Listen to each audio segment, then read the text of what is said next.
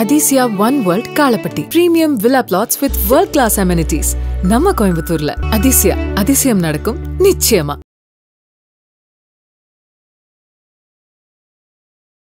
அனைவருக்கும் வணக்கம். கரூர் சம்பவம் நடந்து இன்றோடு 15 நாள் ஆகிறது. கரூர் சம்பவம் தாவேக்காவை கூட்டணி நோக்கி தள்ளி இருக்கிறதா அப்படிங்கிற கேள்வி இப்போது எழுந்திருக்கிறது. நாமக்கல்ல அதிமுகவுடைய பொதுச் செயலாளர் எடப்பாடி பழனிசாமி அவர்கள் பேசிக் கொண்டிருக்கும் போது தாவேக்காவோட கொடி பறக்குது. பிள்ளையார் சொல்லி போடப்பட்டதாக எடப்பாடி பழனிசாமி அறிவிக்கிறாரு. இதுக்குரிய பின்னணி என்ன? கரூர் சம்பவம் தொடர்பாக தாவேக்கா மற்றும் பாஜக தொடர்ந்த வழக்கு விசாரணை நாளைக்கு வர இருக்கிறது.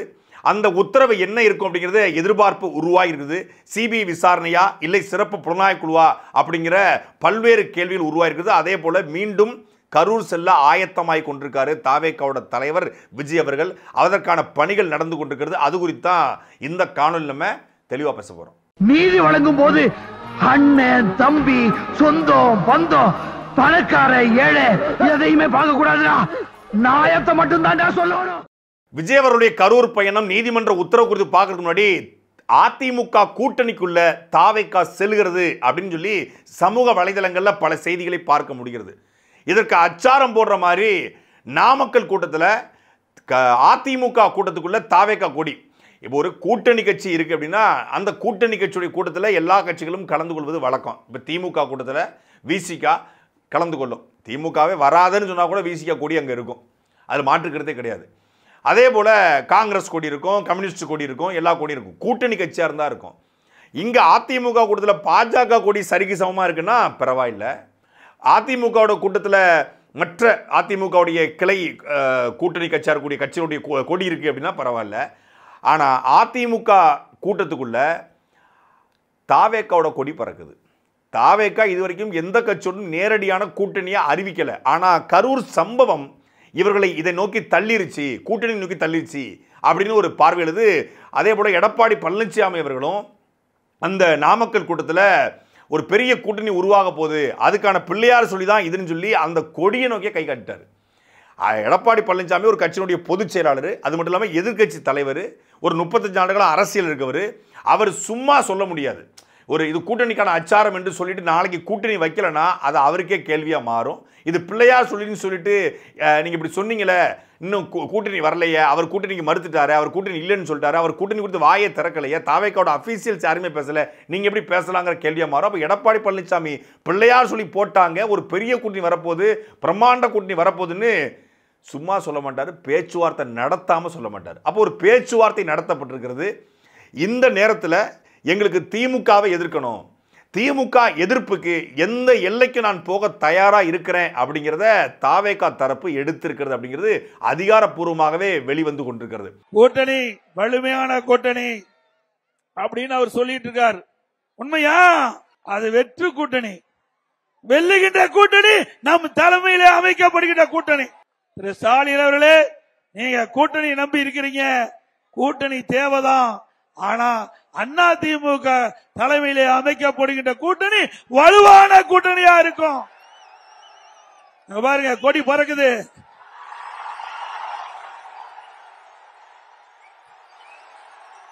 பிள்ளையார் சொல்லி போட்டாங்க, எழுச்சி ஆரவாரம். ஸ்டாலின் அவர்களே, குமராபாளையத்தில் நடைபெறுகின்ற கூட்டத்தினுடைய ஆரவாரம் செவிய தொலைச்சுக்கிட்டு போகுது.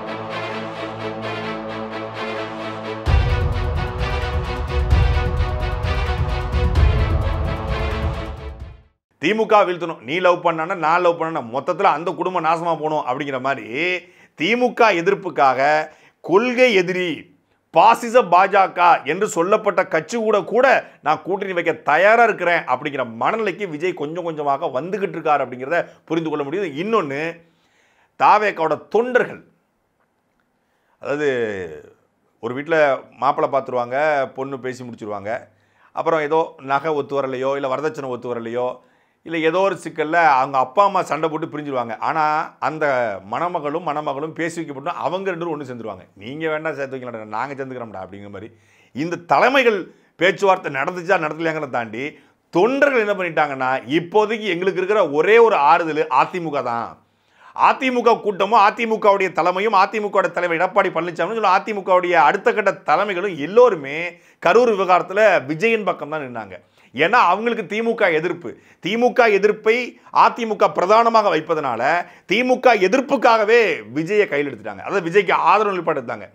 இங்க கரூர் விவகாரத்தில் என்ன நடந்துச்சு அப்படிங்கிறது எல்லாருக்கும் தெரியும், யாரும் அதை மறுக்க முடியாது.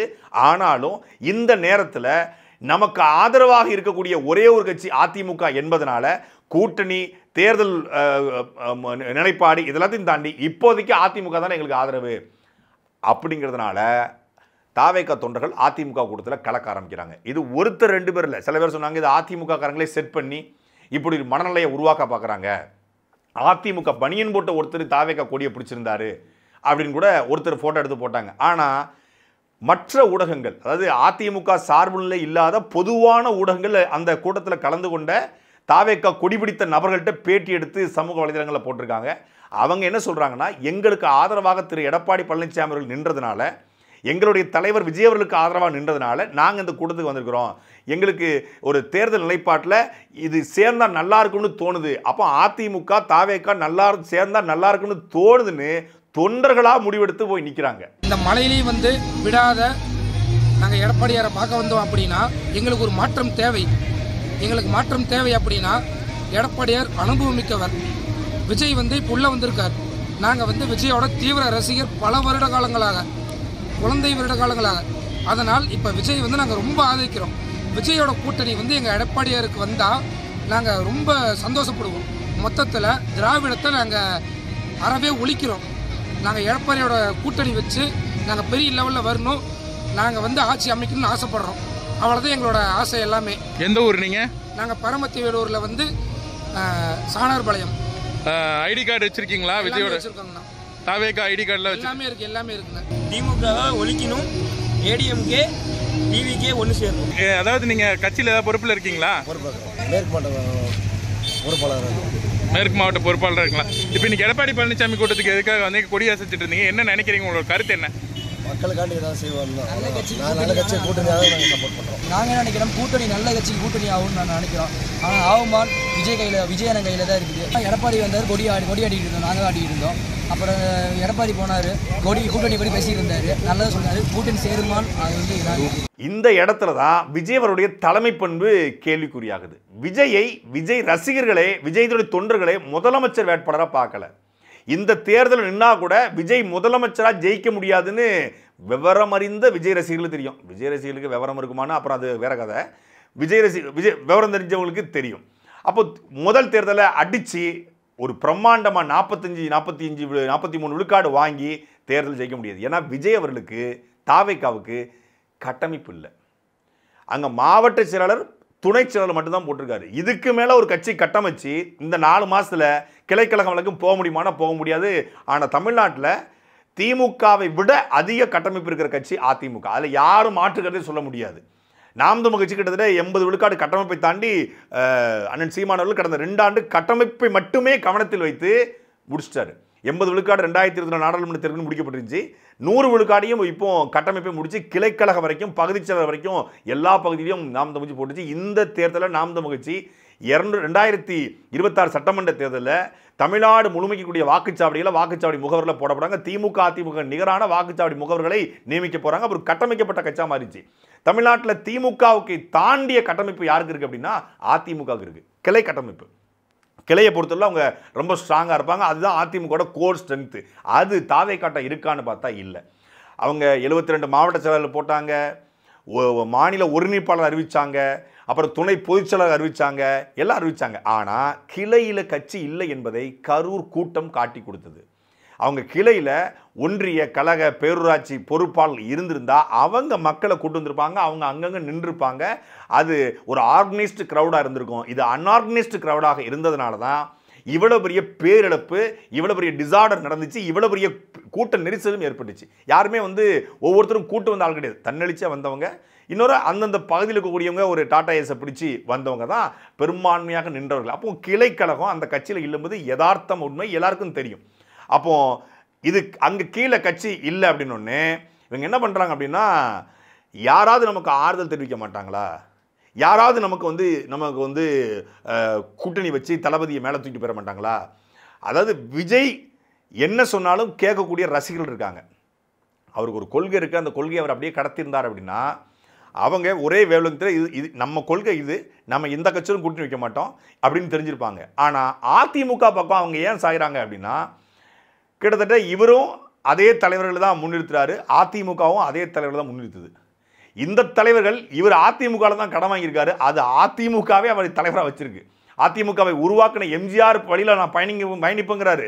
அவங்க எம்ஜிஆரே உருவாக்கின கட்சி தான் அதிமுக. அண்ணா திமுகங்கிற பேர்ல இருக்கு. இவர் அண்ணாவும் எம்ஜிஆர் எடுக்கிறாரு. அந்த ரெண்டு பேரையும் அவங்க தலைவராக வச்சிருக்காங்க. இவரும் பெரியாரை தொட்டுக்கிறாரு, அவங்களும் பெரியாரை தொட்டுக்கிறாங்க. கிட்டத்தட்ட அதிமுகவுக்கும் தாவேக்காவுக்கும் பெரிய கொள்கை முரணே இல்லை. பாஜக கூட வேணா கொள்கை முரண் தாவேக்காவுக்கு இருக்கலாம், பாஜக கொள்கை முரண் அதிமுகவுக்கு இருக்கு. அந்த கொள்கையெல்லாம் தாண்டி திமுக வீழ்த்துங்கிற புள்ளியில பாஜக அதிமுக கூட்டணி வைக்கப்படுது. அதே புள்ளியில நான் வச்சா என்ன தப்பு, நீங்க வந்தா என்ன தப்பு அப்படின்னு தலைமைகளும் பேசியிருக்காங்க, தொண்டர்களும் இணைஞ்சிட்டாங்க. முதல்ல இப்படி போய் வேறொரு கட்சி கூட்டத்தில் நிற்பதற்கான இன்னொரு காரணம் என்ன அப்படின்னா, தலைமை பண்பு மட்டும் இல்லை, தத்துவம் இல்லாத நிலைமை. என்ன முடிவெடுக்குன்னு தெரியல. ஒரு கட்சியில் ஒருத்தர் தலைமறைவாகலாம், ஒரு கட்சி தலைமறைவாகி கேள்விப்பட்டிருக்கோமா? 15 நாட்களாக ஒரு கட்சியே தலைமறைவாயிருச்சு. அந்த கட்சியினுடைய பொறுப்பாளர்கள் உச்சநீதிமன்றத்தில் வழக்கு விசாரணை வந்ததுக்கப்புறம் தான் லைட்டாக வெளியே வந்து ட்விட்டு போட ஆரம்பிக்கிறான். அவன் நம்மளை கேட்குறான், நீங்கள் எங்கே போனீங்கன்னு. நாங்கள் இங்கே தான் இருக்கோம், நீங்கள் எங்கே போனீங்க? உங்கள் கட்சியினுடைய தலைவர் விஜய் அவர்கள் எங்கே போனார்? இது வரைக்கும் தெரியல. 16 காரியம் முடிஞ்சாதான் நாங்கள் பேசுவோம். ஏன்னா துக்கம் எங்கள் தொண்டையை அடைச்சிருக்கு. யார்? தேர்தல் மேலாண்மை பொதுச்செயலாளர் ஆதவ் அர்ஜுனா. துக்கம் தொண்டை அடைச்சனால தான் டேராடூனில் போய் விளையாட்டு போட்டியை பார்க்க போயிருக்காரு. துக்கம் தொண்டை அடைச்சிருச்சு. எங்கள் உறவுகளை உறவுன்னு கூட சொல்ல தரல, வாயில் வார்த்தை வரல, பிள்ளைக்கு விற்குது, தமிழ் திக்குது. எங்கள் உறவுகளை இழந்து நிற்கிறோம். நாங்கள் எங்கள் மக்களுடைய வழியை பார்த்து நிற்கிறோம். நாங்கள் மக்களுடைய வழியை பார்த்துருந்தா, உறவை பார்த்துருந்தா கரூரில் போய் நின்றுக்கணும். பொதுவாக நம்ம வீட்டிலையோ நம்ம குடும்பத்திலையோ ஒரு மிகப்பெரிய இழப்போ ஏற்படும் பொழுது 16 நாள் மிகப்பெரிய துக்க நாளா நம்ம வந்து அந்த வழியோடு இருப்போம். இன்றைக்கு எங்க தலைவரும் சரி, தமிழக வெற்றி கழகமும் சரி, எங்க தோழர்களும் சரி, இந்த 16 நாள் எங்களுடைய குடும்பத்தில் எங்களுடைய மக்கள், எங்களுடைய உறவுகள் இறந்த நாளையோட 14 நாள், 16வது நாள் காரியம் முடிகிற வரைக்கும் யாரும் பேச முடியாத அளவுக்கு மிகுந்த வலியோடு இருந்துகிட்டு இருக்கோம். இதுல எங்களுடைய நியாயங்களை சொல்றதுக்கோ இல்ல எங்க மேல இருக்க அவதூறுகளை வந்து சொல்லும் போது அதுக்கு பதில் சொல்றதுக்கோ,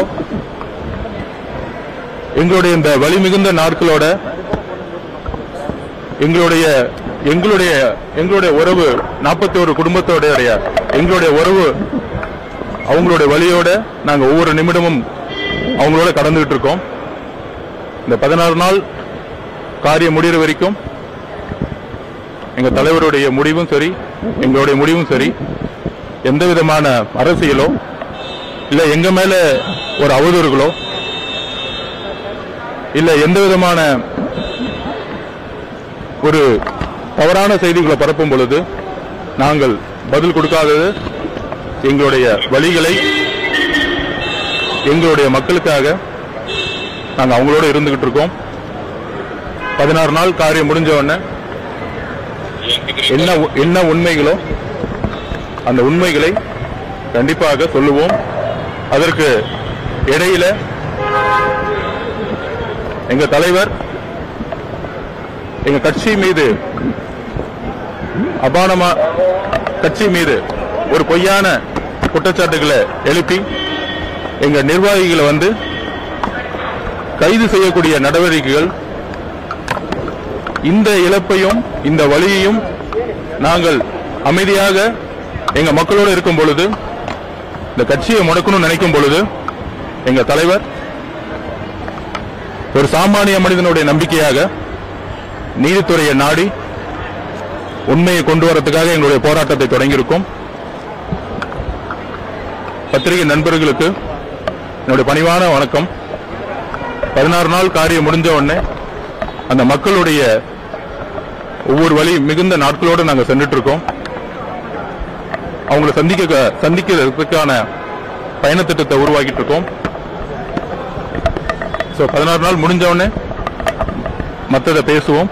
இதுல இந்த புரோக்கர் ஜிக்லோ சங்கர் இருக்கார்ல, அவருடைய காணொளி எடுத்து தாவேக்கா தரப்பு பரப்பிட்டு இருக்கு. ஏன்னா தாவேக்கா தரப்புல ஆள் இல்லை பேசுறதுக்கு. அவனுடைய வலைப்பின்னல் என்னன்னே தெரியாம அவன் எங்க கொண்டு சிக்க வைப்பான், எங்க கொண்டு போய் இவங்களை வித்துட்டு போவான். அவன் ஒரு கிட்னி களவாணி மாதிரி நேராக கூட்டு போய் கிட்னியை களவாண்டு வித்துருவான். அது தெரியாம அவனுடைய வலைப்பின்னலுக்கு பின்னாடி ஒரு தாவேக்கா கூட்டம் போயிட்டு இருக்கு. ஏன்னா தாவேக்காக்குன்னு பேச்சாளர்களோ இந்த நேரத்தில் வழிநடத்தக்கூடிய ஆட்களோ இல்லாம அவன் போன்ற ஆட்கள் பின்னாடி போறாங்க. அதாவது உங்களை எதிர்க்கிறவனை எதிர்த்து பேசுறோம், கொள்கை ரீதியாக எதிர்த்து பேசுறோம். எதிர்க்கிறவனை நம்பலாம், உங்களை முழுமையாக ஆதரிக்கிறவங்கள அவனை நம்பலாம். ஆனால் இவன் மாதிரி ஆட்கள் பேராபத்துன்னு தாவேக்கால ஒரு சிலருக்கு தெரிஞ்சிருக்கு. ஒரு சிலர் போடுறே அவனோட வலைப்பின்னல் சிக்காதீங்கடா, அவன் கொண்டு போய் நம்மளை கிணத்துல தள்ளி விட்டுருவான்னு தெரிஞ்சிருக்கு. அவன் சொல்றான் தாவேக்காவில் இருக்கக்கூடிய விஜய் அவர்கள் வெளியே போயிட்டாரு, வேற யாருமே கரூரை விட்டு நகரலை, யாருமே கரூருக்கு போகலை, கரூரை விட்டு நகரலையாம். யாருக்கும் தெரியாது, இவனுக்கு மட்டும் தெரியுமா. இன்னைக்கு சொல்றேம்மா, நான் திரு விஜய் அவர்களை தவிர தாவேக்க நிர்வாகிகள் ஒருவர் கூட கரூரை விட்டு நகரவில்லை தெரியுமா. 27 நைட்டு நிகழ்ச்சி முடிஞ்சவொடனே சரி தலைவர் கிளம்பிட்டான்னு சொல்லிட்டு எல்லாம் போயிட்டு அப்புறம் எங்கப்பா சாப்பிடலாம் அப்படின்னு சொல்லிட்டு பேசிட்டு அப்படியே போயிட்டே இருக்காங்க. தகவல் வருது, சார் 3 பேர் செத்துட்டாங்களாம், சார் 4, 8ன்னு தகவல் வருது, என்ன பண்ணுறதுன்னு தெரில. இம்மீடியட் ரியாக்ஷன், வாங்கயா போய் பார்த்துருவோம் என்று எல்லாரும் வந்த உடனே கரூர் பார்டர்லேயே நில்லுங்க, உள்ளே வரக்கூடாதுன்னு மாவட்ட ஆட்சியர் தங்கவேல் சொல்கிறார். எவ்வளோ நேரம் இருந்தாங்க தெரியுமா? விடியற் காலை 3:30 வரை புஷி ஆனந்த், நிர்மல் அத்தனை பேரும் கரூர் பார்டரில் வெயிட் பண்ணிட்டு இருக்காங்க தெரியுமா. அருண்ராஜ் எல்லாம் தெரியுமா. இதை கோர்ட்ல சொல்றாங்க. இந்த லயோலாமணி ராஜ்மோகன்லாம் எங்க போனீங்க? நீங்க சொல்லுங்க, உங்க கட்சி பிரச்சனை, உங்க மேலதான் ஓடி போயிட்டீங்கன்னு சொல்றான் ஆளுங்கட்சி. நீங்க சொல்லுங்க உங்க தரப்பு என்னன்னு. இது அந்த வீடியோல சொல்லிருக்கலாமே சார். சொல்லிருக்கலாம்ல. இது புஷியானதுக்கும் தெரியாது, நிர்மல்குமாருக்கும் தெரியாது, ராஜ்மோகனுக்கும் தெரியாது, லைலாமணிக்கும் தெரியாது. ஆனா அந்த செய்தி இவனுக்கு மட்டும் தெரியுமா. நாங்க கரூரை விட்டு நகரல, நாங்க கரூர் தான் இருந்தோம் அப்படின்னு நிர்மல்குமார் ஒரு ட்வீட் போட வேண்டியதானே. நாங்க கரூரை விட்டு நகரல, கரூர் தான் இருந்தோம், மாவட்ட ஆட்சியரும் மாவட்ட கண்காணிப்பாளரும் எங்களை போச்சு சொன்னாங்க, ராஜ்மோகன் போட வேண்டியதானே. நாங்க கரூரை விட்டு நகரல, கரூர் தாங்க இருந்தோம், எங்களை மாவட்ட ஆட்சியர் தான் உள்ள வரக்கூடாதுன்னு சொன்னாரு அப்படின்னு சொல்லி மரியாதைக்குரிய சகோதரர் அருண்ராஜ் அவர்கள் போட வேண்டியதானே. அவர் பதிவு பண்ண வேண்டியதானே, ஊடகத்தை சந்திக்க வேண்டியதானே. எங்களுக்கு நெருக்கடி கொடுத்தாங்க. உச்சநீதிமன்றத்தில் போய் கான்ஸ்பிரசி தியரியை பேசுற இவர்கள் ஏன் ஊடகத்தை சந்திக்கல? ஊடகத்தை சந்திக்க வேண்டாம். எல்லார் கையிலையும் செல்போன் இருக்கு, எல்லார் கையிலையும் எக்ஸ்ட்ரா பேஜ் இருக்கு, ஃபேஸ்புக் இருக்கு, இன்ஸ்டாகிராம் இருக்கு. ஒரு லைவ் விஜய் 4 நிமிஷம் எடுத்து போட்டார்ல, கட்சிக்காரன் மொத்த பேர் எடுத்து பேச வேண்டியதானே. சமூக வலைதளங்களில் இதுதாங்க நடந்துச்சு, இப்படி தாங்க பண்ணாங்க, எங்களை கரூருக்குள்ள உள்ள விடலைங்க.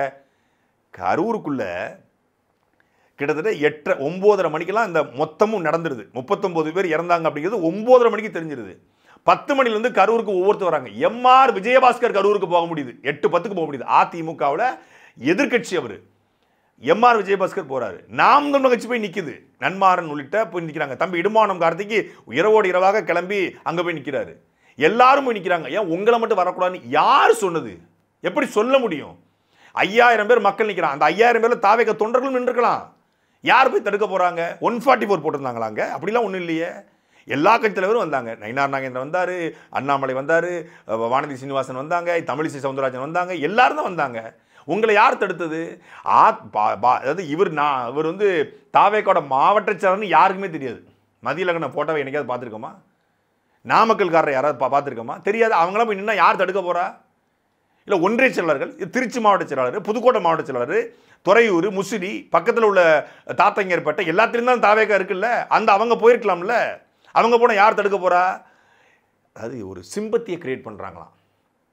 நடந்த தவறை ஒத்துக்கொண்டு இந்த தவறிலிருந்து பாடம் படிச்சுக்கங்கப்பா, இனிமேல் இது போல எங்கேயும் நடந்துடக்கூடாதுன்னு சொல்கிறோம். நம்ம விஜயை தூக்கில் போடணும், புஷியானந்தை தூக்கில் போடணும், நிர்மல்குமாரை தூக்கில் போடணும். இதுக்கு தூக்கில் போடுற வழக்கு கிடையாது. முதல்ல இது ஒரு என்ன சொல்கிறது, ஒரு அலட்சியம்னு சொல்லலாம். சட்டப்படி பார்த்தா முன்னாடி 304 அலட்சியம், அதாவது நெக்லிஜென்ஸ்னு சொல்லுவாங்க, causing death by negligence. 304A BNS சட்டப்படி, புதிய சட்டப்படி 106(a) 106(2)ன்னு சொல்லலாம். 106(2) நெக்லிஜென்ஸ், அலட்சியம். இப்போ ஒரு பேருந்து ஓட்டுநர் பேருந்து ஓட்டிட்டு போயிட்டு இருக்காரு. பேருந்து ஓட்டும் போது வீட்டிலேருந்து மனைவி ஃபோன் பண்ணிடுறாங்க, எங்க மதிய சாப்பாட்டுக்கு வருவீங்களா அப்படின்னு அவர் ஃபோன் எடுத்து அம்மா நான் வந்து போயிட்டு இருக்கேம்மா அப்படின்னு பேசிட்டு இருக்காரு. அந்த நேரமத்து லாரி வந்துடுது, பஸ்ஸை கொண்டு விட்டுறாரு. இதுக்கு பேர் என்ன? அலட்சியம். இந்த பஸ்ஸில் இருக்கக்கூடிய 41 பேரை கொலை செய்யணும் அப்படின்னு அவர் நினைக்கல. ஆனால் அவர் தன்னுடைய வீட்டுக்கு அழைச்சி பேசின அந்த ஒரு செகண்டில் லாரி வந்ததை கவனிக்கல, அவர் வண்டியை கொண்டு விட்டார். இதுக்கு பேர் அலட்சியம். இது திருநாட்டு கிடையாது, திருநாட் 4 வரும். அதே போல் ஒரு குழந்தை, அந்த குழந்தைய உங்கள் அப்பா வந்து குளிக்க கூட்டு போயிருக்காரு, நீச்சல் குளம். நீச்சல் கொடுத்த குழந்தை குளிச்சிட்டு இருக்கு. அந்த நேரத்தில் இவர் ஆஃபீஸ் வந்து ஒரு ஃபோன் வந்துடுது, இவர் வந்து பேசிட்டு இருக்காரு. குழந்தைக்கு நீச்சல் கற்றுக் கொடுக்க வேண்டிய, அந்த குழந்தையை பாதுகாக்க வேண்டிய தந்தை அலட்சியமாக ஃபோன் பேசிட்டு இருந்தார். குழந்தை நீரில் மூழ்கிருச்சு. இதுக்கு பேர் என்ன? அலட்சியம். ஒரு பெட்ரோல் பங்க் இருக்கு, அந்த பெட்ரோல் பங்கில் வச்சு சிகரெட் பிடிக்கக்கூடாது, எல்லாருக்கும் தெரியும். ஆனால் புகை பிடிக்க கூடாதுன்னு போட்டிருப்பான், நோ ஸ்மோக்கின்னு போர்டு இருக்கும். ஆனால் ஒருத்தன் பெட்ரோல் பங்கில் வண்டியில் பெட்ரோல் போட்டுருக்கும் போது சிகரெட்டை பற்ற வைக்கிறான், பற்ற வச்சு புஷ்ஷுன்னு இழுக்கிறான், வெடிச்சிருது. இது என்ன? இதுக்கு பேர் அலட்சியம். இந்த மாதிரியான அலட்சியத்திற்கு முன்னாடி 2 வருஷம் தண்டனை, இப்போ 5 ஆண்டுகள் தண்டனை. இந்த அலட்சியத்தை யார் பண்ணுனா? இவ்வளவு பெரிய கிரவுட் இந்த இடத்துல கூடும் என்று தெரிந்திருந்தும் அந்த கிரவுடுக்கான எந்த கிரவுட் மேனேஜ்மெண்ட்டும் பண்ணாம, தண்ணீர் கொடுக்காம, அவங்களுக்கான கழிவறை வைக்காம, காலையிலிருந்தே அவங்கள காக்க வச்சது யாரு? அத கேள்வி. 12 மணிக்கு வருவதாக சொல்லி 7 மணிக்கு, சில பேர் சொல்றாங்க 12 மணிக்கு வந்தானே, 7 மணிக்கு வந்தானே, 9 மணிக்கு வந்தானே, போலீஸ் போய் காவல்துறை போய் நிக்கணும், அதுக்கு பாதுகாப்பு கொடுக்கணும். 3 மணிலேருந்து 10 மணி வரைக்கும் காவல்துறை பாதுகாப்பு கொடுப்பீங்கன்னு சொல்லி நீங்க அனுமதி கொடுத்துருக்கீங்க. தமிழ்நாட்டில் எந்த அரசியல் கட்சி கூட்டத்தில் காவல்துறை ஒவ்வொருத்தருக்கும் பாதுகாப்பு கொடுத்துருக்காங்க? எங்க இப்படி கொடுப்பாங்க? நீங்க 40 லட்சம் பேர், 40,000 பேர் வர்றீங்க, 40,000 பேருக்கு 40,000 காவல்துறை போட முடியுமா? அப்படி ஏதாவது சட்டம் இருக்கா? எங்க ஒட்டுமொத்தமாக மதுரை அழகர் ஆற்றுல இறங்குவார், 6,000 போலீஸ் தான். 15 லட்சம் பேர் இறங்குவாங்க. 15 லட்சம் பேர் அழகர் ஆற்றுல இறங்குவதை பார்க்க வரும்போது வெறும் 5,000 போலீஸ். ஒட்டுமொத்த தென் மாவட்டம், தமிழ்நாடு முழுக்க இருந்து மரியாதைக்குரிய தெய்வ திருமணார் முத்துராமலிங்கத்தினுடைய தேவர் ஜெயந்திக்கு போவாங்க. பல லட்சங்களில் போவாங்க, லட்சங்களில் வரும். வெறும் 6,500 காவல்துறை தான். இப்போ நீங்கள் வேணால் பாருங்கள், அக்டோபர் 30 வரப்போகுது, எத்தனை போலீஸ் போடுவாங்க? 6,000 6,002 போலீஸ். இங்கே 40,000 பேர், 15 லட்சத்துக்கு 5,000 போலீஸ்னா 40,000க்கு 500 போலீஸ் சொல்கிறாங்க. கவர்மெண்ட் 600 போலீஸ்னு சொல்லுது. 500 வச்சுக்கோ. இந்திய ராணுவமே வந்து அங்கே இறங்கியிருந்தாலும், துணை ராணுவமே வந்திருந்தாலும் கூட இந்த கூட்டத்தை கட்டுப்படுத்த முடியாது. அதான் யதார்த்தமான உண்மை. அப்போ இங்கே ஒரு அலட்சியம் நிகழ்ந்திருக்கிறது. மக்கள் 7 மணி நேரம் காத்திருக்காங்க அப்படிங்கிற அலட்சியம் சரியான மாலை 6 மணிக்கு வருவாருங்கன்னு சொல்லியிருந்தா எந்த சிக்கலும் இல்லை. அவன் பாட்டில் 6 மணிக்கு வந்திருப்பான், ஒரு 7 மணிக்கு வரப்போறாரு, பார்த்துட்டு போயிருப்பார். இன்னொரு அலட்சியம் நடந்துச்சு. அவரை பார்க்க வர கூட்டத்தை அந்த 1 மணி நேரம் லைட் ஆஃப் பண்ணிட்டு அவர் போயிட்டார். இதுதான் நம்ம முதல்ல சொல்றோம். ஏன் லைட் ஆஃப் பண்ணிட்டு கேரவனுக்குள்ள போனாரு? அவர் வந்து பசி எடுத்துருக்கலாம், இல்லை உடல்நல கோளாறு இருந்திருக்கலாம், இல்லை ஒரு பாத்ரூம் போயிருக்கலாம், ஏதோ ஒரு காரணம் இருக்கு. ஆனால் அந்த 1 மணி நேரம் அந்த கரூரில் மட்டும், மற்ற எல்லா ஊருக்கும் போகும்போதும், பெரம்பலூருக்கோ அரியலூருக்கோ நாகப்பட்டினத்திற்கோ திருவாரூருக்கோ போகும்போது அவர் அந்த இடத்துலேருந்து வெளியே உட்கார்ந்துருந்தார். அப்போ அவரை பார்த்துட்டு அந்த கூட்டம் அப்படி கலைஞ்சு போயிட்டு இருக்கு. சரி பார்த்தாச்சு அப்படின்னு சொல்லி, இங்கே கரூர் ரவுண்டான்லேருந்து இந்த வேலுச்சாமிபுரத்து வரைக்கும் இவர் லைட் ஆஃப் பண்ணிட்டு உள்ளே போன அந்த 1 மணி நேரம் தான் அந்த கூட்டம் அப்படியே முண்டிக்கிட்டு உள்ளே வந்துருச்சு. அப்புறம் வேலுச்சாமிபுரத்தில் அந்த டெக்ஸ்டில் வேலை பார்த்துட்டு வரக்கூடிய ஒரு 5,000க்கும் மேற்பட்டவர் 6 மணிக்கு வரான், அவன் உள்ளே வரான். இப்படி பெரிய க்ரௌடு கூட்டதுனால தான் இவ்வளோ பெரிய கூட்ட நெரிசல் ஏற்பட்டுச்சு அப்படிங்கிற அந்த உண்மையை ஒத்துக்கொண்டு, அதில் ஒரு மிகப்பெரிய அலட்சியம் இருக்கிறது, தவறு நிகழ்ந்திருக்கிறது என்பதை புரிந்து கொண்டு இனிமேல் இது நடக்காமல் இருக்கணும். இதில் சிபிஐ விசாரணை வச்சாலும் சரி, எஸ்ஐடி விசாரணை வச்சாலும் சரி, ஒரு நபர் ஆணையம் வச்சாலும் சரி, தனி நீதிபதி வந்து விசாரிச்சாலும் சரி, போன உசுறு திரும்பி வர போதா? 41 பேருடைய மரணத்துக்கு இவர் மட்டும்தாங்க பொறுப்பு அப்படின்னு யாரையாவது தூக்கில் போட முடியுமா? வாய்ப்பு இல்லை. இது ஒட்டுமொத்தமாக பல பேருடைய தவறு, பல பேருடைய அலட்சியம், மாஸ் மென்டாலிட்டி, கூட்டத்தை காட்டணும், திமுக எதிராக காட்டணும் அப்படிங்கிற எல்லாம் சேர்ந்து தான் இந்த தவறு நிகழ்ந்திருக்கு அப்படிங்கிறத இன்னும் தாவேக்கா உணரலை. தங்களை ஜஸ்டிஃபை பண்ணி கொண்டிருக்கிறது, தங்களை காப்பாற்றி கொண்டிருக்கிறது, தங்கள் தலைவனை காப்பாற்றி, தங்கள் தளபதியை காப்பாற்றி யார் மேலேயாவது பழியை தூக்கி போட்டுட்டு நடந்த தவறு எங்களால் நிகழ்ந்திருக்கிறது. 16 நாள் ஆச்சு, 15 நாள் ஆச்சு. இந்த 15 நாளில் இந்த தவறு நடந்துருச்சு. இனிமேல் எங்கள் கூட்டத்தில் அப்படி நடக்காதுன்னு ஒருத்தம் பேச மாட்டான். இனிமேல் எங்கள் கூட்டத்துக்கு வர்ற கூட்டம் ஒரு கட்டுப்பாடமான கூட்டமாக இருக்கும், ராணுவ கட்டமைப்புன்னு தளபதி சொன்னது போல நடக்கும்னு யாரும் பேசலை. எல்லோரும் பேசுகிற எல்லாரையும் சகட்டு மேனிக்கு. நம்ம கேள்வி கேட்டால் நம்ம திமுக கைகூலி, இன்னொருத்தர் கேள்வி கேட்டால் அவர் திமுக கைகூலி. சரி, நாங்கள் திமுக கைகூலி, விஜய்க்கு ஆதரவாக பேசுறீங்க, விஜயோடைய கைகூலியா? எனக்கு புரியலையா உங்களுக்கு? ஒரு உண்மையை கேள்வி கேட்டால், ஒரு கேள்வியை வச்சா, ஏன் தண்ணி வைக்கல, ஏன் அந்த பெண்களுக்கு வரக்கூடிய பெண்களுக்கு வந்து ஒரு மொபைல் டாய்லெட் வைக்கல, ஏன் லைட் ஆஃப் பண்ணிட்டு உள்ள போனாரு இப்படின்னு கேள்வி கேட்டா திமுக கைகூலி என்றால் இதற்கு இது என்ன மாதிரியான அரசியல்? இது திமுக இதே வேலையை பார்த்துச்சு, பாஜக கைகூலிக்கும். திமுக வைத்து கேள்வி கேட்டா இவன் அப்படியே கையில் எடுத்துக்கிட்டு திமுக கைகூலிங்கிறான். ஒரு உண்மையை பேசும்போது அதுவும் சில ஊடகவியலாளர்கள், சில யூடியூபர்ஸ், அவன் நம்மளை பார்த்து கேள்வி கேட்கிறான். நீங்க காவல்துறையை பார்த்து பேசுவீங்களே, நீங்க இதை பார்த்து பேசுவீங்களே, இதுதான் உங்களுடைய ஜனநாயகமான நம்மளை கேள்வி கேட்கிறான். ஒரு 10க்கு 10 ரூம்ல ஒரு மைக்கை வச்சு பேசுற நீயே அவ்வளவு பெரிய புரட்சியாளன்னு மனசை நினைச்சுக்கிட்டு இருக்கிறான். எத்தனை வழக்கு, எத்தனை சிறை, எத்தனை கொடுமை, எண்ணெய சோதனை எல்லாத்தையும் தாண்டி தான் அந்த இடத்துல நின்றுட்டு இருக்கோம். சும்மா சாதாரணமாக ஒரு ஏசியை போட்டு 2 லைட்டை போட்டு ஒரு ஸ்டாண்டை வச்சு ஒரு கேமரா வச்சு மைக்கை வச்சு பேசிட்டு அரசியல் பண்ணல. களத்தில் மக்கள்கிட்ட போய் நிற்கிறோம், மக்களோட மக்களாக பேசுகிறோம். எல்லா பிரச்சனைக்கும் மக்களின் பக்கம் தான் நிற்கிறோம். இப்போதும் அதே நிலைப்பாடு, எப்போதும் நல்ல நிலைப்பாடு. நீ என்ன பேசினாலும் சரி, நீ திமுக 100 கோடி கொடுத்துருச்சுங்க, திமுக 500 கோடி கொடுத்துச்சுங்க, சொல்லிட்டு போ. இது காலகாலமாக மக்களின் பக்கம் நிற்கக்கூடிய, உண்மையை வெளிக்கொண்டக்கூடிய எல்லோர் மீதும் வைக்கக்கூடிய குற்றச்சாட்டு தான்.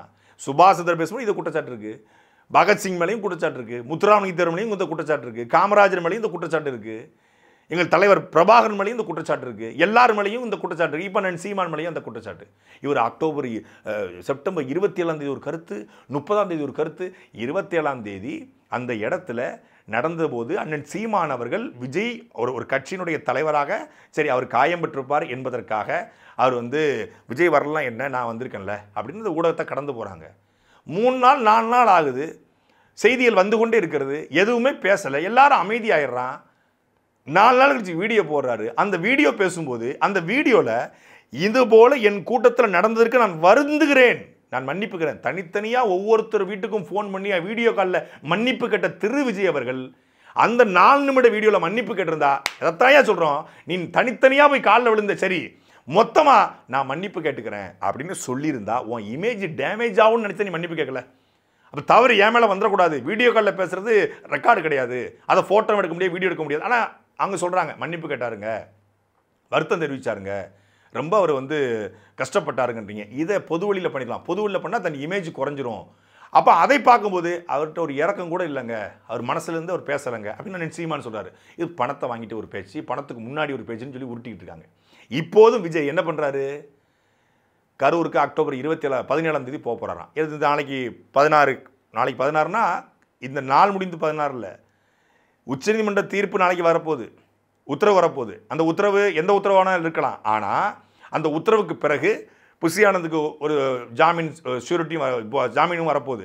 உள்ள அந்த ஜாமீன் அவருக்கு கிடச்சிட்டா அவங்கெல்லாம் கூட்டுக்கிட்டு அக்டோபர் 17 போகிறாரு. அக்டோபர் 17 என்ன பண்ண போகிறாராம், கரூரில் போய் ஒரு மண்டபத்தை பிடிச்சி, ஒரு ஸ்டார் ஹோட்டலில் மண்டபத்தை பிடிச்சி எல்லாரும் வாங்க, பனையூருக்கு வர சொல்லிடலாம், விமான செலவு அதிகமாகுங்கிறதுக்காக நேராக இவர் கிளம்பி அங்கே போய் அங்கே உள்ள மக்களை பார்க்க போகிறார். அங்கே போகிறதுக்கும் டிஜிபி அலுவலகத்துக்கு 1000 ரெஸ்ட்ரிக்ஷன்ஸோட இதெல்லாம் இருக்கணும். நான் தனி விமானத்தில் போவேன், எனக்கு ஏர்போர்ட்டில் யாரும் இருக்கக்கூடாது, எனக்கு சாலையில் யாரும் இருக்கக்கூடாது, அந்த கரூரில் என்னுடைய 1 கிலோமீட்டர் சுற்றளவுக்கு யாரும் இருக்கக்கூடாது, கட்சிக்காரங்க யாரும் வந்தால் கூட நீங்கள் தடுத்துடணும், தொண்டர்கள் வரக்கூடாது, ரசிகர்கள் வரக்கூடாது, தொண்டர்கள் வரக்கூடாது, ரசிகர்கள் வரக்கூடாதுன்னு நீங்கள் யார்கிட்ட சொல்லணும்? டிஜிபி என்ன உங்கள் கட்சியினுடைய பொதுச் செயலாளரா?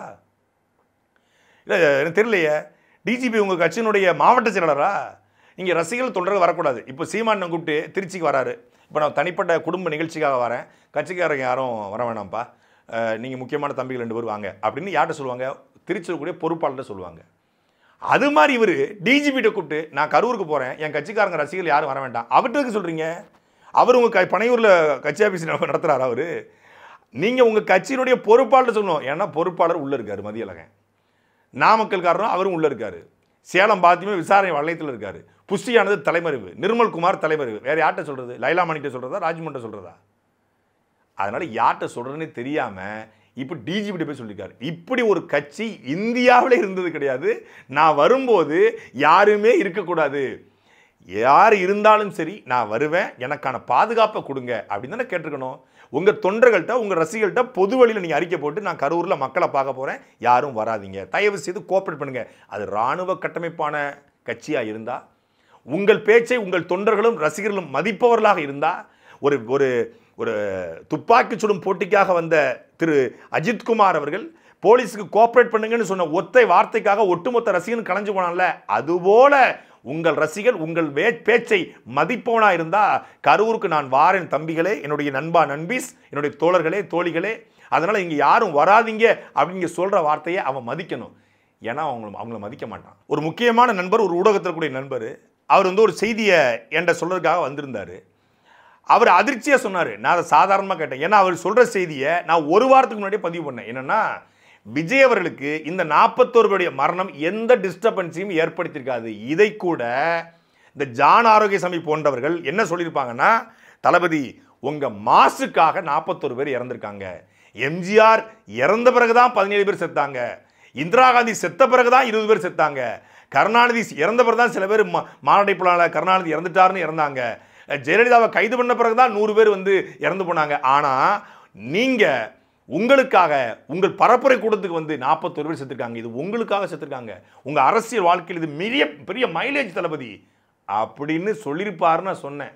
அதே மாதிரி சொல்லியிருக்காரியா? சொன்னதாக அந்த நண்பர் சொன்னார். அவர் சாக்கா சொன்னார், இந்த மாதிரி 41 பேர் இறந்ததுனால தளபதியுடைய மாசு குறையவே இல்லை.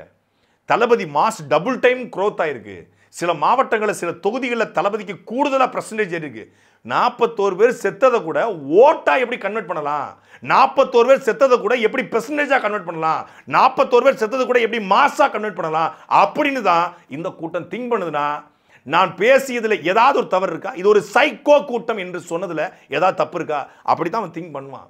அப்படிதான் திங்க் பண்ணுவாங்க. ஏன்னா இவர்கள் திரைப்படங்கள்ல ஃபர்ஸ்ட் டே ஃபர்ஸ்ட் ஷோ என்ன க்ரௌடு வருது, நைட் ஷோ எப்படி இருக்கு க்ரௌடு, மறுநாள் எப்படி இருக்கு, சண்டே எப்படி இருக்கு, ஃபேமிலி ஆடியன்ஸ் எப்படி இருக்காங்க, சில்ட்ரன்ஸ் எப்படி இருக்காங்க, ரூரல் எப்படி இருக்கு, சிட்டியில் எப்படி இருக்கு, தெலுங்கானாவில் எப்படி இருக்கு, ஆந்திராவில் எப்படி இருக்கு, கேரளாவில் பயங்கர இப்பவும் சொல்றாங்க கேரளாவில் அவருக்கு பயங்கரமா இருக்கு.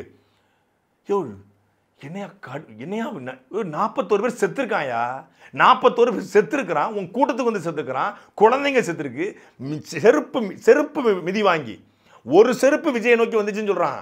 எல்லார் முகத்திலையும் செருப்பு மிதி இருந்திருக்கு, எல்லாருடைய நெஞ்சிலையும் செருப்பு மிதி இருந்திருக்கு. அதை பத்தி யாரும் பேச மாட்டான். ஒரு செருப்பு அவரை நோக்கி வந்துருச்சு அப்படிங்கிறத பேசுற ஒருத்தன் கூட செருப்பால் மிதி வாங்கி பல பேர் செத்துருக்காங்க, ஷூவால் மிதி வாங்கி செத்துருக்காங்க பேச மாட்டான்.